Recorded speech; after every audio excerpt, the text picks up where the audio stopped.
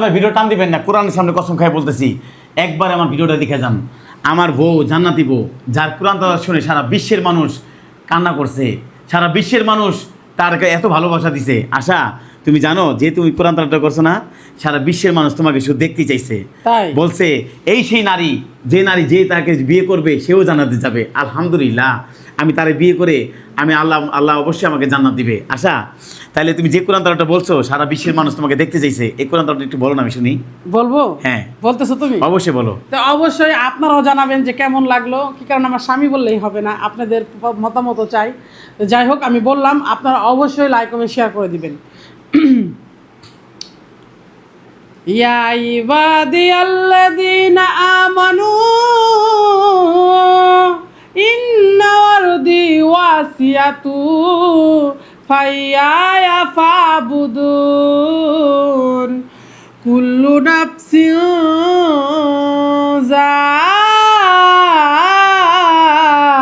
যায়কাতুল মাউত কুল্লু নাফসিন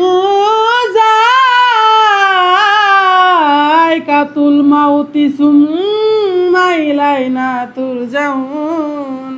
তো অবশ্যই জানাবেন মাশাআল্লাহ কেমন মাশাআল্লাহ। লাগলো। দেখেন, এইটাই বলতে হয়, আমার বই যে কণ্ঠ আল্লাহ তাআলা দিছে, আল্লাহ অবশ্যই তার এই কোরআন তালাওয়াতের ওসিলায়, এবং আশা করি ইনশাআল্লাহ আল্লাহ তাআলা বলছে আল্লাহর কোরআনকে যে ভালোবাসবে অবশ্যই এই কোরআনের ব্যাখ্যাটা দিয়ে যাবেন যে এটা কি বলা হয়েছে, যে মৃত্যুর পর মানে আমাদের মৃত্যুকে স্মরণ করতে হবে, তাই তো অবশ্যই আপনারা জেনে যাবেন। আমি মনে করেন এই কোরআন তালাওয়াত শুনে আমি এই নারীকে দুই বাচ্চা সহকারে তারা বিয়ে করছি।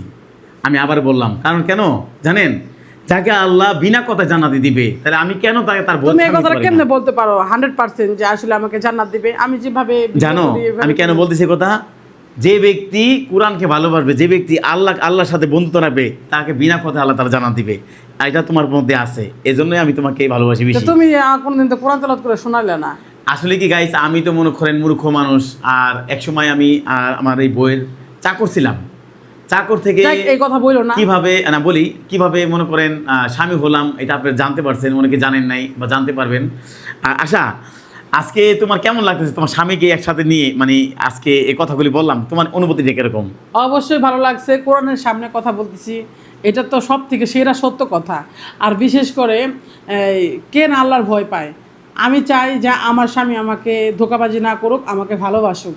কি কারণে এই কোরআনের সামনে কথা দেওয়ার মানে হইলো আল্লাহর সাথে প্রতিশ্রুতি দেওয়া, তাই তো অবশ্যই কমেন্ট করে জানাবেন। আর আমি আদৌ কি আশা হেরে গেলাম নাকি শাহিন হেরে গেছে?